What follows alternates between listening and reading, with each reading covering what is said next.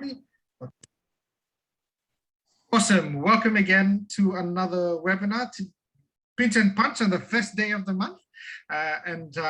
Yeah, so we're going to be doing, this is the second part of oxygen and respiratory care for COVID-19.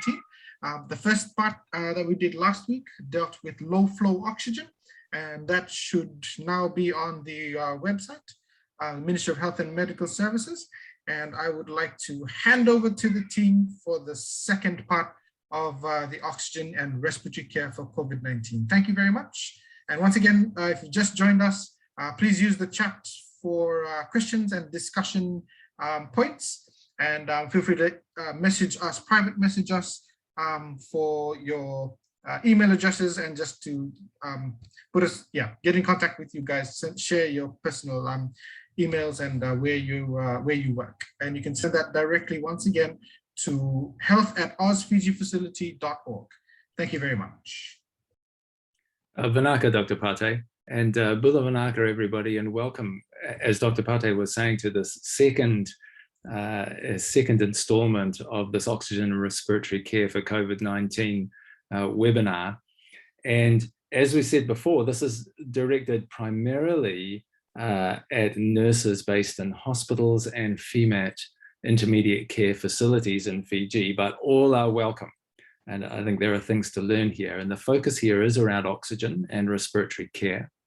And again, let me just encourage you to turn on your video if you can, so that we can see you, because that helps. And as Dr. Pate was saying, put your questions in the chat, and there'll be an opportunity to ask them, to speak them out later as well. Just to introduce myself again, my name's Dr. Stephen Howie. I'm a pediatrician, an associate professor of pediatrics at the University of Auckland in New Zealand, and I'm the technical lead on the Fiji Oxygen Project, which is a Cure Kids project that works closely with the Ministry of Health and Medical Services and other agencies, improving the availability of oxygen and respiratory treatments in Fiji. And the ministry has asked that these webinars on oxygen and respiratory care happen, and so that's why we're here today. And I want to introduce you again to our trainer team, and we have Dr. Shanjavan Padarath, who's a clinician based in Suva, project manager of the Cure Kids Fiji Oxygen Project. And we have Dr. Aquila Nangasima, whom you know well, anaesthetist and intensivist at CWM Hospital in Suva. Sister Lavinia Karikaritu, senior ICU nurse from CWM Hospital in Suva. And we have Beth Price from the OSMAT team, who is an ICU nurse. We have Anthony Cook, WHO Emergency Medical Teams trainer and consultant for the Pacific. And he's got a background in emergency and intensive care nursing. And we have Dr. Erin Nost, also a WHO Emergency Medical Teams trainer and consultant for the Pacific, and an emergency medicine doctor based in the US. So that's your panel, your training team, and we're really glad and thankful to have you guys with us again today. So thank you, Erin. And this is our outline, and this is very much what we looked at last week. And I just want to highlight again that we'll start with a COVID update and just remind you of the goal of the training. We'll look at the FEMAT guideline on which we're basing this training, revisit patient respiratory status assessment, and then focus on those with severe symptoms and needing more than the low flow that we were talking about last week. Thanks, Erin. So by way of just reminding us very briefly about COVID. So we know that this is caused by the coronavirus SARS-CoV-2. There is this global pandemic that is going on at the moment. You hardly need any reminding of that. And the map reminds us that it's all over the world. There have been over 200 million infections, over 4 million deaths, and widespread disruption. And COVID is spread by aerosols, droplets, mostly person to person, possibly on surfaces, but it's mainly that person to person transmission that is the key thing. And it's prevented by the COVID safe practices that that we've had reinforced to us so much through this pandemic. Hand hygiene, cough and sneeze etiquette, masks, you see the PPE there, good ventilation, social distancing, and vaccination. And Fiji continues to do well with vaccination, and we're envious in New Zealand of that. And it's good and safe. The vaccine's available. We really encourage everybody to get vaccinated. This slide reminds us, wear our masks, wear our masks. So the Fiji situation, and thank you, Erin, for updating us on this. It's a very busy slide again, but the main message is that there have been over 40,000 cases and over 400 deaths, considerably more than 400. The vaccination is going well, as we touched on, and we're glad of that. Just to remind us also that with COVID-19, 80% of cases are mild or moderate. It's at 20% of cases that are severe. And about 15% of those will need oxygen treatment. 5% of them will be critical cases. So thank you, Erin. We'll move on to our goals again. Thank you. So this is really directed towards hospital-based care and intermediate care areas. And we do hope in a subsequent seminar to address the needs for assessment and treatment and primary care. But what we're doing with these two seminars is about that hospital-based and intermediate care. And it's focused on the recognition of the need for oxygen, hypoxia or hypoxemia, and the need for the treatment by low flow through prongs or Hudson mask, or stepping it up to Airvo treatment. We covered a range of sources last week. And last week we covered the low flow, and today we're going to be looking at high flow treatment. We're not covering in these webinars mechanical ventilation. Thank you, Erin. So we're going to hand over now to Dr. Aquila and Dr. Erin, and they're going to remind us again about the FEMAT guidelines, and then go on and remind us about assessment and treatment, and then taking that treatment where needed to the next level. So Vinaka, Dr. Aquila and Dr. Erin. Great, thank you so much. And Bula Vinaka, everyone, and good evening. And thanks for joining us again for this part 2 webinar series. We'll now review the FEMAT guideline that we used from last week when we were assessing our COVID-19 positive patient. Now, this guideline is a simplified approach to patients with COVID-19 that's based on national standards. It divides the patients into 4 different categories depending upon their severity of disease. This guideline is for the adult patient. We used the mild and moderate categories last week during our discussion and our webinar to kind of decide what type of oxygen we were going to provide for a patient. The first section on the left is the mild one, which we reviewed last week, seen in yellow. These patients are not working hard to breathe. They have a respiratory rate that's less than 24, and their oxygen saturation is greater than or equal to 94% on room air. So they do not require supplemental oxygen. These patients will then have further assessment to determine their proper disposition, but from a respiratory standpoint are very stable.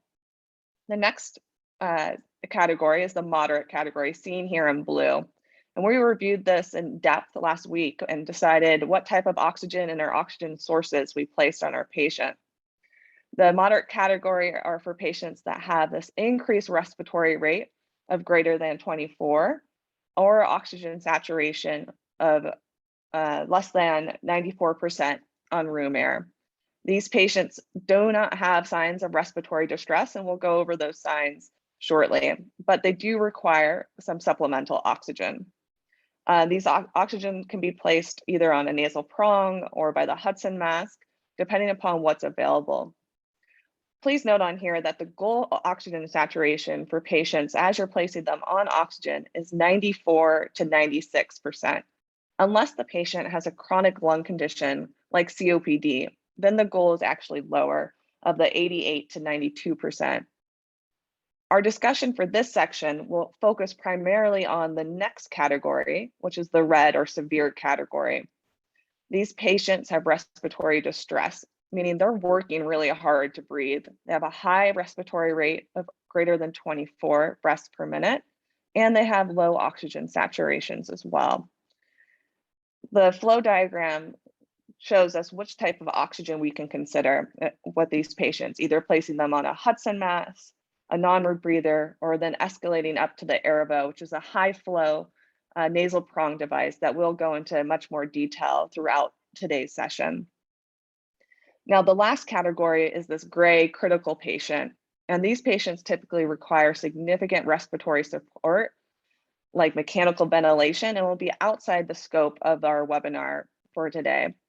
Now, Dr. Aquila, I would like to hand it over to you to see if you have any other additional comments or thoughts on these FEMAT guidelines.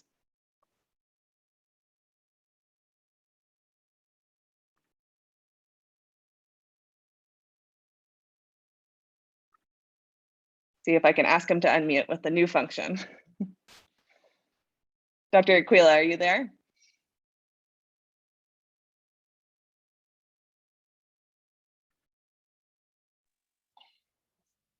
Sorry, yeah, I was having a problem. Vinaka, Dr. Alpati, for allowing the mute function to go off.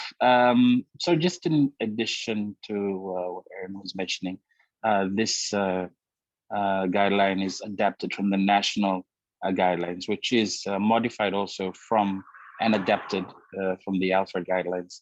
And it's geared towards a intermediary or FEMAT facility. As you notice, there's not much information there on drugs, for example, but more on management at the level of the health center or in the FEMAT facilities. So that's just an additional part I'd like to put in there. Thank you. Great, thank you. Yeah, these are definitely guidelines. So, have to use them as guidelines in assessing the patient, and then agreed, this is for really the initial management and assessment of patients as well.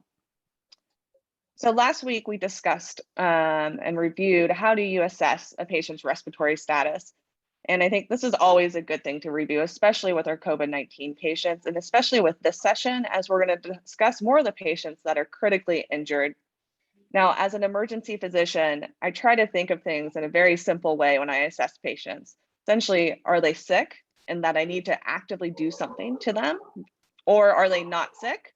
And then there's this third category of patients of they could be sick, and I probably need to pay a little bit more attention. And we really focused on last session, they could be sick patients that had some hypoxemia, weren't really working hard to breathe, but needed oxygen. So today's session is more of these patients aren't looking good, they look pretty sick, and I need to do something and I need to support their respiratory status. So I approached the assessment of a patient with respiratory complaints pretty much the same way as putting them in the categories sick, not sick, or am I concerned and they could potentially get sick.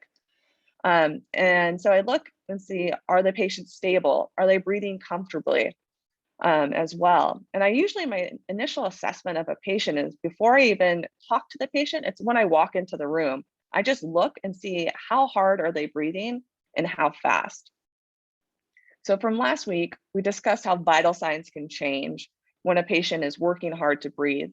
A fast heart rate, a fast respiratory rate will make you more concerned about the patient's respiratory status. Next, it's particularly important to assess the patient's oxygen saturation for these COVID-19 patients, as we know that they can have profound hypoxemia or low oxygen saturations that do not match their clinical picture. Now, I've been surprised numerous times by COVID-19 patients that come into the emergency department. They look like they're breathing a little fast, but they're able to talk to me in full sentences and maybe having some trouble, but then we put the pulse ox on and they're batting 76% on room air. And this definitely was not seen in my practice in the emergency department before this pandemic. So definitely emphasizes the need to getting a full set of vital signs, including that pulse oximeter. So for patients that have oxygen saturations of less than 94%, these patients need to be placed on oxygen unless they have those chronic respiratory diseases like COPD that I mentioned earlier that may have a lower oxygen requirement at baseline. So besides the vital signs, we can also look, and that's really that first assessment with the patient, is watching how they're breathing. And to do this, we look at kind of several different things. One, are they using their accessory muscles? So the picture of the guy in the right-hand upper corner who looks like he's very anxious and working hard to breathe and using those accessory muscles of his neck, of his chest, making the muscles in between his ribs move. And he's actually sitting in a position where he's kind of tripoding as well as the lady on the bottom. And that's going to help kind of use other muscles besides your diaphragm to get your lungs to expand. Additionally, patients will look like they're labored, just like they're working hard. They can't talk in full sentences. They'll speak in 1 to 2 word phrases, as talking in a full sentence just takes too much air for them to do. And then once again, the tripoding, which is seen in the lower picture here, of a patient using her hands to place on her knees to try to use more muscles to get the air in and out. And then last thing I always get concerned about when I see is if a patient, if they're profusely sweating, if they're diaphoretic, always teach my emergency students that if you see a patient who is sweating, be concerned because something is going on with that patient and they could be potentially critically ill. Now, Dr. Aquila, any other pointers you have in evaluating the patients with respiratory distress, especially as these patients continue to work hard to breathe and for a prolonged period of time and now maybe in your ICU?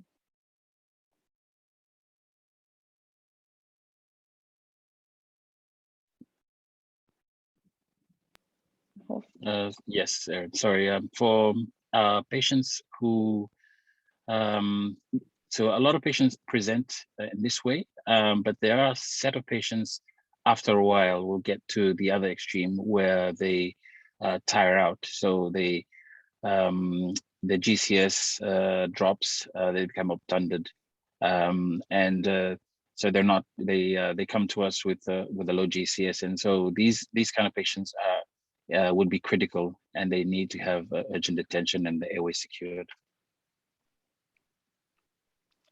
Perfect, thank you. So now we'll continue on with that knowledge of how do we assess patients, being more concerned about the patients with severe respiratory distress, onto our patient case. Now, last week, we had a very similar patient, a 45-year-old male with cough and shortness of breath and fever for a couple of days.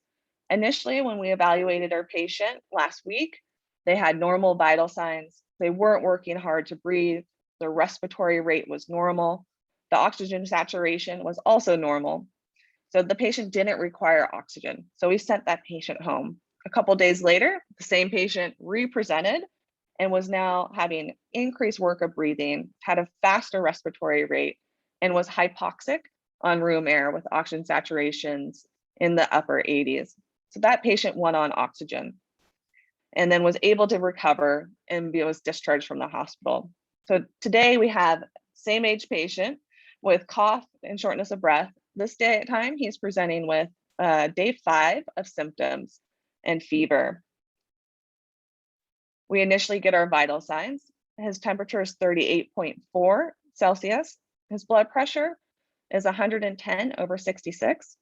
His heart rate's a little fast at 110, and he's breathing pretty good at 32 breaths per minute. And when we put on that pulse oximeter, his oxygen saturations are noted to be 80%.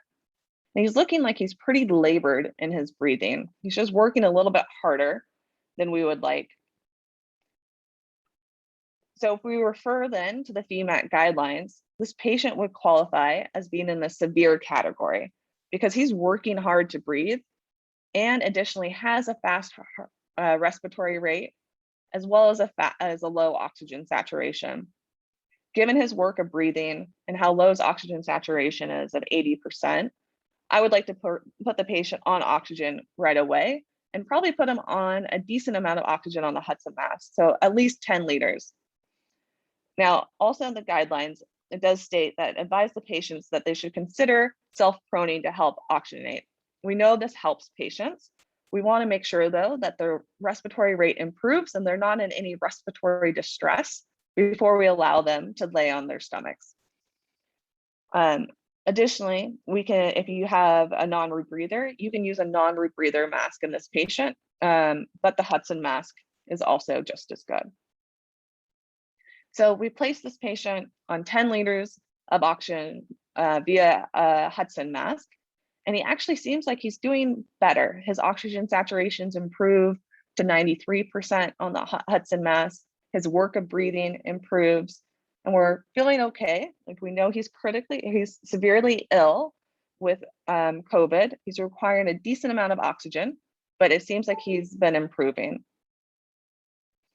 Now, initially, like we said, we're happy with our treatment, but unfortunately, we reassess the patient in an hour, and we note that, you know, we redo our vital signs and we look at him and we notice he's kind of breathing faster again than I would like to see. He had that initial improvement, but now his respiratory rate's back up, and he's now still hypoxic on 10 liters per minute of the Hudson mask.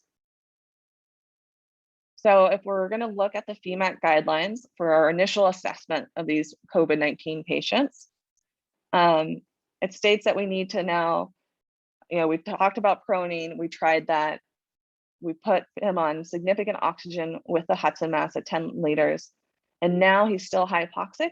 So the next thing that we can do to escalate the amount of oxygen is put him on the Airvo, which is a high flow nasal prong device. And we'll go through the different settings and the setup for the remainder of this session. And before we place the patient on the Airvo, I do want to take a quick break and hand it over to Dr. Aquila to talk a little bit more about the guidelines and recommendations for PPE on these COVID-19 patients, particularly these COVID-19 patients that are on a high amount of oxygen. Thank you very much, Erin. So for, as you might have remembered, the use of PPEs, rational use of PPEs document that came out initially, who had different settings, different types of PPE to be worn in different areas, such as ICU, the general wards. However, this has changed, and it is now, you know, the N95s is recommended for all patient interactions, including ICU and the general wards, including ED. So that includes full PPEs, includes a gown, a N95 mask, gloves, and a face shield. There is no need to wear shoe covers or head covers. All patient interactions with patients in all settings is to be with the above PPEs. Thank you, Erin. Great, thank you. And I know we all are kind of over wearing so much PPE, but yeah, definitely kind of our new normal when we take care of patients is to make sure we protect ourselves, because we do know that COVID-19 and particularly the Delta variant is so contagious. And, you know, we talked about placing this patient on the Airvo, and these FEMAT guidelines were really targeted for that intermediate care facility. So these patients have a significant oxygen requirement. And because of that, if you're escalating your oxygen use or needs for this patient, you need to stop and also think, is this an appropriate setting for the patient to be taken care of?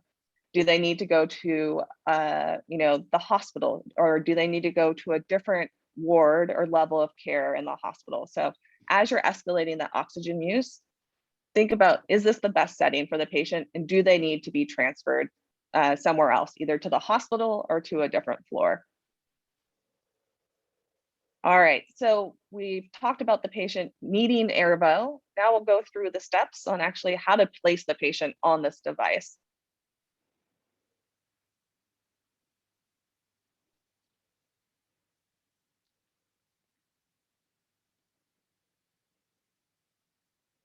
Bulavinaka.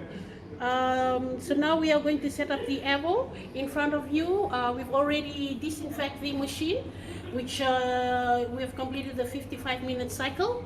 And with the red disinfectant tube still connected, now we're going to set up the Airvo 2 machine. So we're opening up all our tubings. So we have the new consumable set, the adapter, the heater breathing circuit, and our water chamber. So we're removing the blue pot caps from the water chamber by twisting and pulling the tap upwards and outwards. Then we're removing the bracket holding the sterile water supply tube from the water chamber.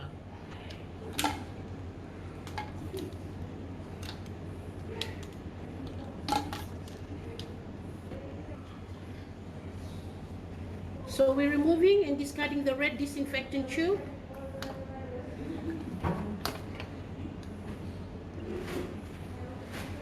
So now we're going to align the ports on the water chamber with the ports on the adapter.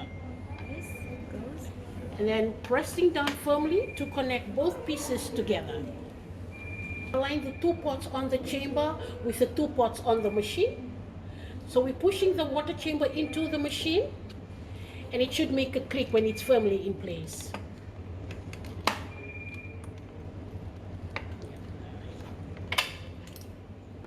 So once that's done, we'll attach the water supply tube spike into the bag of our sterile water.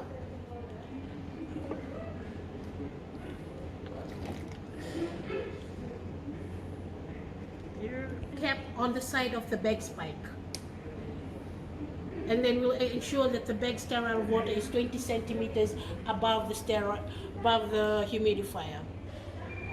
And we together also, while checking on this, we'll be checking to see if water is automatically filling into the chamber. If it rises above the water level line, then we'll need to replace the chamber with a new one.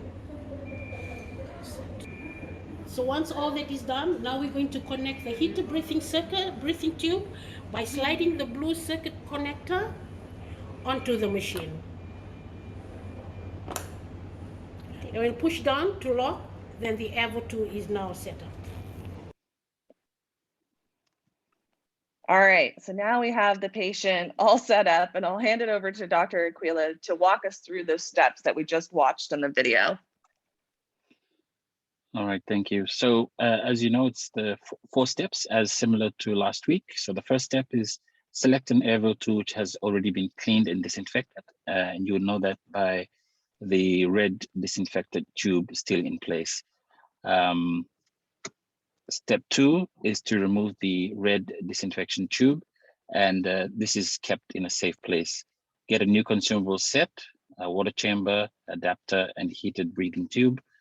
Get a bag of sterile water, and get a patient interface. And you can either use an adult versus a junior. Step 3 is remove the blue port cap from the water chamber by twisting and pulling the tab upwards and outwards. Then remove the bracket holding the sterile water supply tube from the water chamber. Finally, you align the ports on the water chamber with the ports on the adapter. Press down firmly to connect both pieces together. Step 5, align the 2 ports on the chamber with the 2 ports on the machine as shown. Push the water chamber into the machine and you'll hear a click when it is firmly in place. Then you attach the water supply tube spike into the bag of sterile water hanging on the rack. Open the vent cap on the side of this bag spike. Ensure that the bag is 20 centimeters above the humidifier. Check to see if the water is automatically filling into the chamber, and if it's below the water level, if it's below the water level. If it rises above the water level line, then replace the chamber with a new one. Finally, connect the heated breathing tube by sliding the blue connector end onto the machine, push down to lock, and the Airvo 2 is now ready for setup.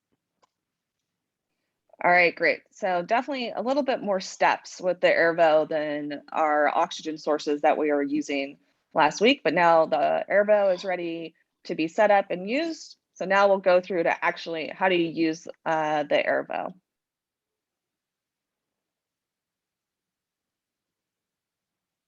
Step 1, Switch on the Airvo 2 by pressing on/off button, first arrow for 5 seconds. If a green light appears, second arrow, then it is safe to use. If an orange light appears, do not use the Airvo 2. Step 2, set up the machine as per patient's prescription. Press and release mode button, arrow, to cycle between the 3 settings. Dew point temp, degrees Celsius, gas flow rate, liters per minute, oxygen saturation, percentage O2.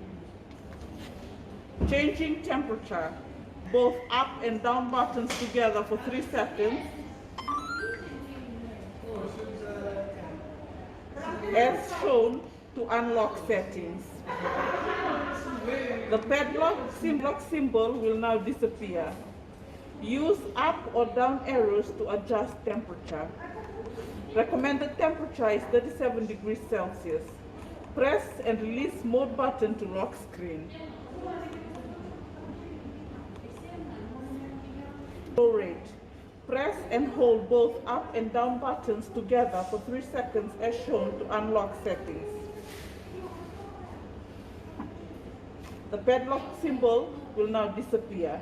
Use up or down button to adjust flow gas rate. Recommended rate 45 liters per minute. Press and release mode button to lock screen. Change to saturation. Turn the flow meter on the wall of cylinder to adjust the oxygen saturation. Use flow meter to reach desired saturation. Recommended O2 percentage is 50%.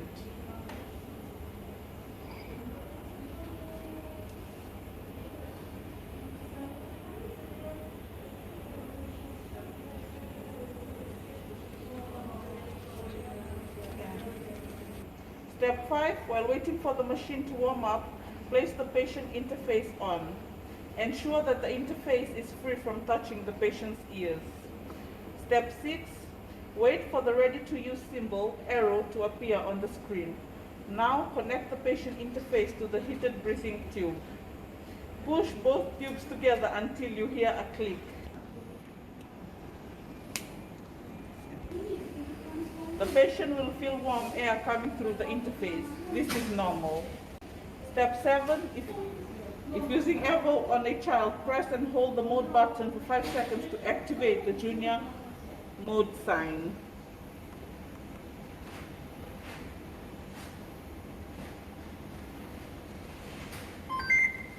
Now, to deactivate, press and hold the mode button for 5 seconds.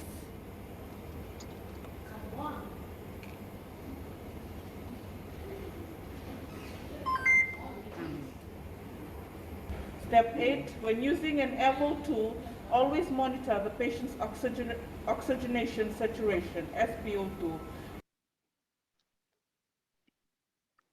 All right, well, that was quite a bit of information. So I'm going to hand it over to Dr. Aquila again to go through what we just watched. Right, thank you. So again, should we start from the beginning? So step 1, which is turn on the Airvo by pressing the on/off button for first arrow for about 5 seconds. If a green light appears, then it is safe to use. If an orange light appears, do not use the Airvo 2 and instead dispose the consumables and redo the Airvo setup. Step 2 is set up the machine as per patient's prescription, and we'll be going through that as we mentioned before. And step 3, to change the temperature, press and hold both up and down buttons together for 3 seconds as shown to unlock the settings. Use up or down arrows to adjust the temperature. Recommended temperature is 37 degrees, and use the same method to change the gas flow rate, and the recommended rate is 45 liters per minute.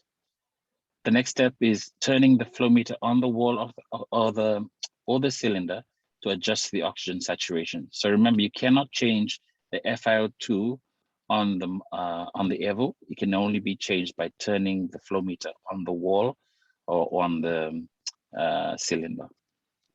Recommended sets is 50%. How to enter the patient's prescription.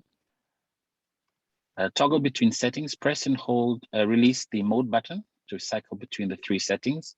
So the dew point temperature, the gas flow rate, and the oxygen saturation. Press and hold both up and down buttons together for 3 seconds as shown to unlock the settings. The padlock symbol will now disappear, and use up or down to adjust the temperature. Recommended temperature is 37 degrees. Press and release the mode button to lock the screen. When you're changing the gas flow rate, you do the same thing. You press up and down button together for 3 seconds as shown to unlock the settings. The padlock button will then disappear, and then you adjust the settings by pressing up or down. Recommended rate is 45 liters per minute, and you press and release the mode button to lock the screen again. As we said before, changing the oxygen saturation is you turning the flow meter on the wall or cylinder to adjust the oxygen saturation, and you cannot adjust the FiO2 on the machine itself. Always monitor the oxygen status using a pulse oximeter, and you use a flow meter to reach the desired saturation. The recommended status, of course, is saturation. Sorry, FiO2 is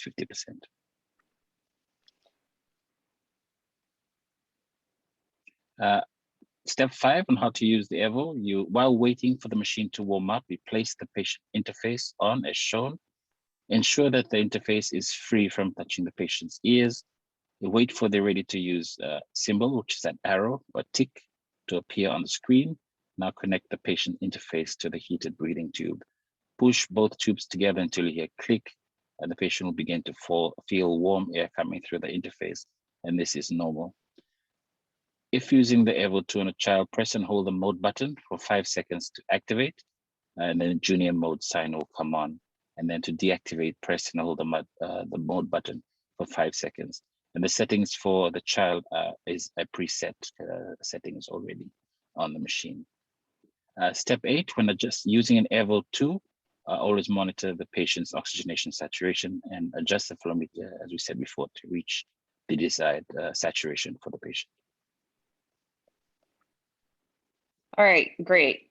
Thank you, Dr. Aquila. I know that was quite a bit with the videos and the guidelines, and we will also be able to give these resources as well, because it is a lot of information, and whenever we're not familiar with a machine and we have a critically ill patient, it gets very stressful. So our patient was placed on the Airvo, was on the Airvo for a significant amount of days, about 4 days, was eventually able to be weaned off of the device onto a Hudson mask and then eventually to a nasal prong, and was eventually discharged from the hospital. So after we took that patient off the Airvo machine, it's really important now that we clean and disinfect the Airvo. So we'll watch a video and go over the steps as well.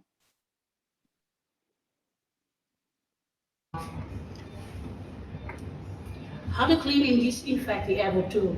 Switch off the machine, unplug from the main.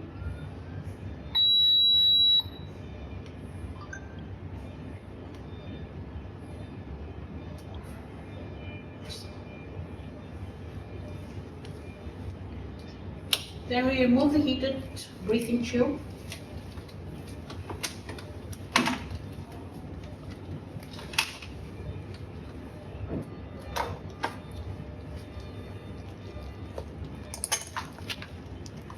Discard. Remove the water chamber and sterile water bag from the machine.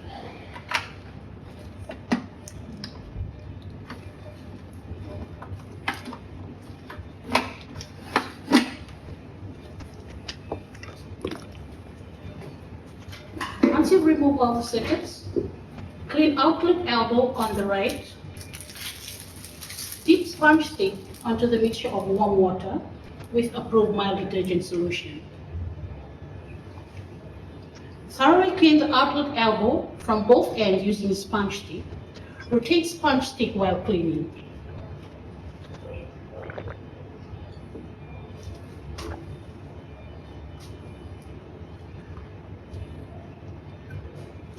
You can always discard.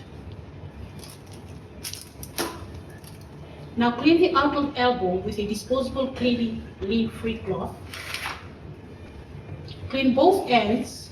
Continually rotate your finger while cleaning and go as far as inside as possible.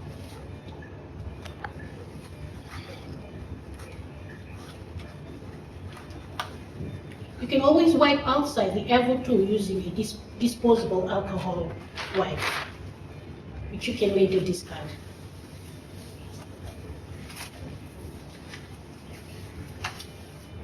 Once all your cleanings are done, now we are going to disinfect the Airvo machine.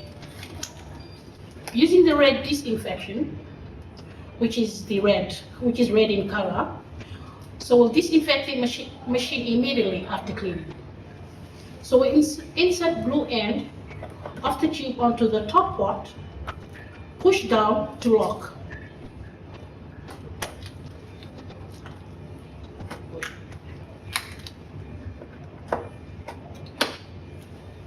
Insert blue filter cap onto the right pot.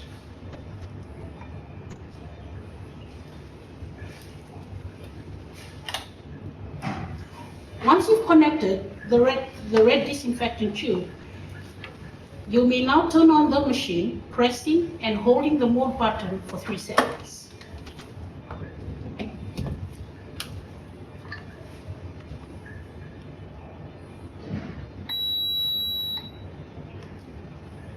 Again, if the air filter needs changing, the machine will promptly advise. If there are other prompts, notify the biomed while disinfection, while the machine is being disinfected. Once we've connected the disinfectant tube, the machine will now automatically start the disinfecting cycle, which takes about 55 minutes. Again, if any problem occurs and the machine stops disinfecting, you can always restart the cycle. And if the machine keeps stopping repeatedly, we can always notify the biomed technician.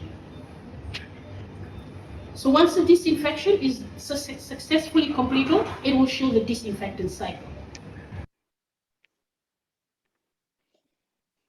All right, great. I'll hand it over again to Dr. Aquila to go through these steps. So step 1 of cleaning and disinfecting the Airvo 2. Step 1 is to switch off the machine and unplug from the mains. Remove the heated breathing tube and discard. Remove the water chamber and sterile water bag from the machine and discard. Clean the outlet elbow on the right. Do not clean the left. Dip a sponge stick into a mixture of warm water and approved mild detergent, and thoroughly clean the outlet elbow from both ends using the sponge stick. Rotate sponge stick while cleaning, and then discard. Now clean the outlet elbow with a disposable cleaning lint-free cloth. Clean from both ends. Continually rotate your finger while cleaning and go as far as possible. Discard. Wipe outside the Airvo 2 with disposable alcohol wipe, and also discard.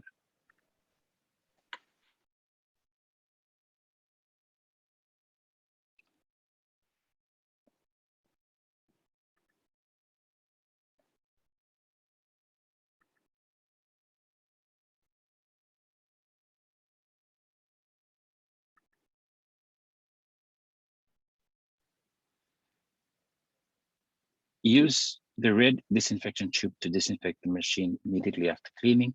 Insert the blue end of the tube onto the top port, push down to lock. Insert the red end of the tube into the left port, and insert the blue filter cap into the right. Now connect the Airvo 2 to the power source. Turn on the machine by pressing and holding the mode button for 3 seconds as shown. If the air filter needs changing, the machine will prompt you. If there are other prompts, notify the biomed technician. The machine will now automatically start the disinfection cycle and takes about 55 minutes. If any problems occurs and the machine stops disinfecting, restart the cycle. If the machine keeps stopping repeatedly, please notify biomed technician. Once the disinfection is successfully completed, it will show the disinfection cycle number. Press and release the power button to turn off the Airvo 2. Do not remove the red disinfection tube. And as a log disinfection cycle number, and date of disinfection and name of staff, and store safely for next use. All right, great. Well, thank you. I'll hand it over now to Dr. Steve.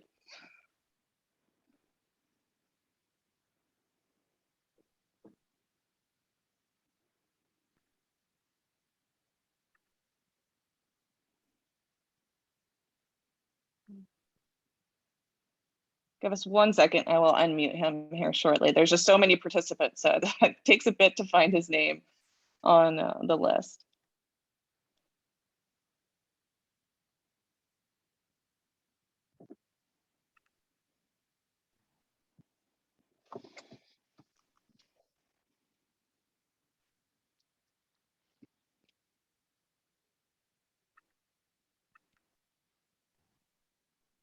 Vinaka, Dr. Aaron, I know these things are tricky, but Zoom is such a great thing. But of course, there are always glitches. And I just really want to thank Sister La and her team for those videos. And we'll be making those available to walk you through what you do with the Airvo. And Vinaka, to Dr. Aquila and Dr. Aaron for taking us through those steps. So just to recap what we've covered today, we've looked again at the FEMAT guideline. We've looked at respiratory assessment, again, reinforced that with the sicker patient. And remember, 93 or less % of oxygen saturation, that's not good. And we need to do something. We've looked at the treatment with the high flow, Airvo, setting it up, putting a patient on it, and disinfecting it. And as we said last week, and as I think Dr. Aaron has mentioned already so far, it is hard to remember all of these things. It's very hard to do that. And so we're going to be making available all of these step-through illustrated guides so that you can have them at the bedside to help take the steps through that you need to do what we've been talking about today. And we're going to make the videos available as well. Now, when you are there on the front line, then you will have, often you will have colleagues, more experienced colleagues to ask as well. But we want to make sure that, that when you are there, that you have these guides to step you through if you're stuck there on your own. And if you follow them, you will not go wrong. So now's a good time to be putting up your questions, asking us, and it's a time that we can address those. And Anthony, what have we got?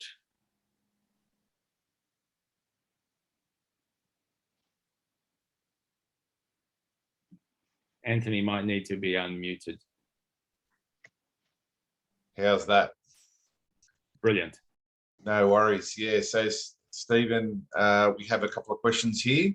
For nurses or attendants, do they have to wear the recommended PPE when they are cleaning or disinfecting the Airvo machines?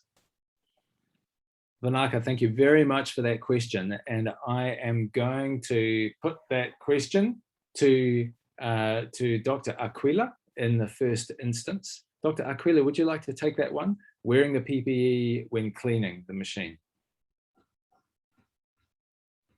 Yes, I would say yes. They should wear PPEs when using when cleaning the machine, because they've been on a positive patient, and they would have a patient's secretions on them. So the risk of infection is still there, and I would recommend that while the machine is still in, while they're cleaning the machine, they should wear PPEs when they're cleaning them. Yes. Maybe So Beth. Yep. Vinaka, Dr. Aquila, and it's nice for keeping it simple as well, isn't it? Just encouraging people to wear their PPE and not to overthink things. So I think the question was angling towards what level of PPE, because they say should mask and gloves be sufficient, or should there be full mask, gloves, eye protection, a gown, etc.? I would think so, because when you're picking up these tubings, there's condensation and there's secretions on them, and then in the act of picking it up and discarding them, these things can splash about. So would they recommend that they wear the full PPEs when cleaning the machine? Naka. Yeah, full protection's always the best form of defense with COVID-19. There is another question here around, are there any replacements for sterile water? Is there anything that could be used instead of sterile water? Thank you very much for that question. And yes, Dr. Aquila, please, if you can advise us on that, that'd be great. Yes, so we've had that problem from before. There's always an inconsistent supply of sterile water, and we had asked the manufacturers as well what we could use instead. And the alternative was used, clean tap water. Distilled water would have been the next option, the best option if we didn't have sterile water. But otherwise, clean, previously boiled, cool tap water, we could use that as well. Vinaka, that's helpful. Anthony, what other questions do we have? Yeah, that's all we have at the moment. So do please feel free to ask your questions. We are coming up to the end of our time, but we do have time for a couple more questions if people have got them. And so keep an eye out there for us. Thank you. Dr. Durga has her hand up.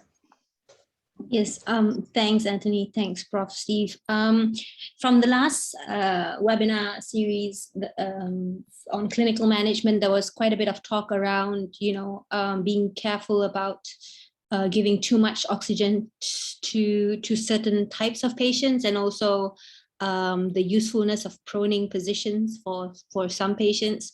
Would that be relevant for Airvo and the patients in these type of scenarios? Over. Marka, thank you so much for that question, Durga. And as far as the prone positioning goes, Beth, I might direct that question to you. Would you like to address that one? Yeah, thanks, Dr. Durga. That's a great question. Yes, you can prone patients who are on high flow.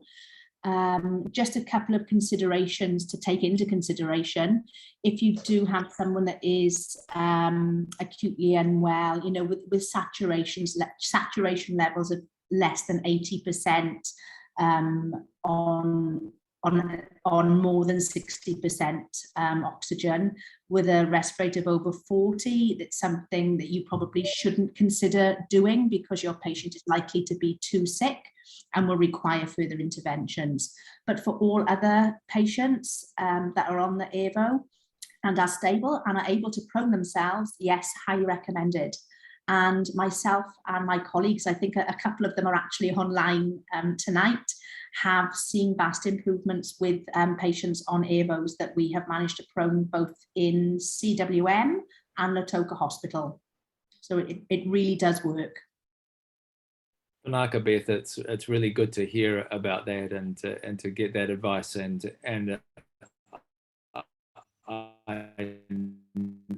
I know that this is, so thank you for that. And the other part of the question was around those situations where you might have a concern about giving too much oxygen, and you touched on this, Erin. Do you just want to reinforce what it was that you were saying? Just an answer to that question. Yes, absolutely. So I think, over the last 2 webinar series, we really discussed the initial management and assessment of these patients with COVID-19 who are extremely hypoxic. So initially, we want to give them more oxygen. And when they're really sick, it seems like there's not enough oxygen that we can give them. However, we do need to be mindful on some of our patients who have chronic respiratory diseases when we're assessing them, like COPD, that they may live at an oxygen saturation that is lower at a baseline. So their normal oxygen saturation may be 91, 92%. So they may have a different trigger to when we put them on oxygen. And we know that they could be potentially at risk if we put them on too much oxygen.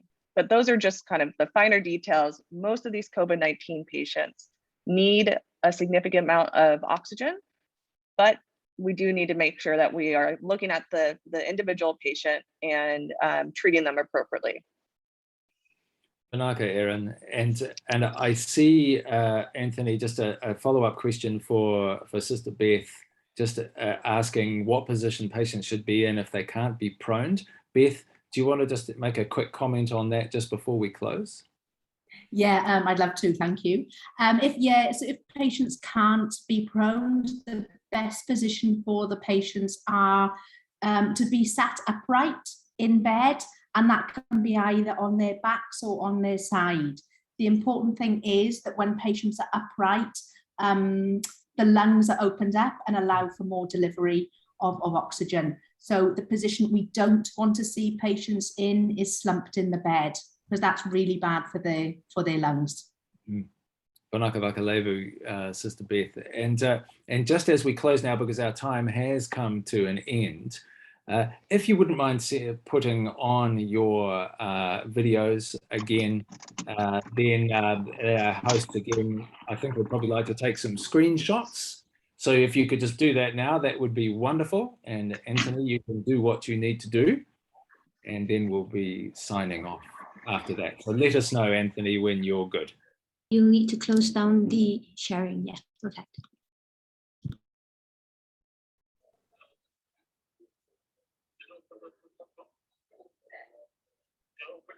Good to see everyone's faces. Hope you're all well. And as Vanaka, Anthony, and as we're doing that, just to say again, there may well be other questions that you haven't had a chance to ask, and in fact, almost inevitably there will be. And we'll be making these materials available again, and the entire webinar. Really grateful for the help in doing that, and we can answer questions if you send them by email as well to Dr. Shanjavan, Vanaka Dr. Shanjavan. Dr. Shanjavan's email will be shown there as well. If we could do that, Erin, that would be great. Lovely, that's wonderful. And I want to thank again our trainers and our participants, Vanaka Vakalevu. And we do hope to do another webinar that will be focused more on assessment and care in the primary setting. So please be looking out for that. And it's been a real pleasure to be with you all. And thank you all for joining. And thank you very much to our trainers as well. Vanaka Vakalevu and Dr. Pate, will hand back to you. Thank you, colleagues, for joining us again. Join us again tomorrow, 6 p.m., where Dr. Luque will be presenting the care pathways for COVID. But until then, have a good evening, and we'll see you again.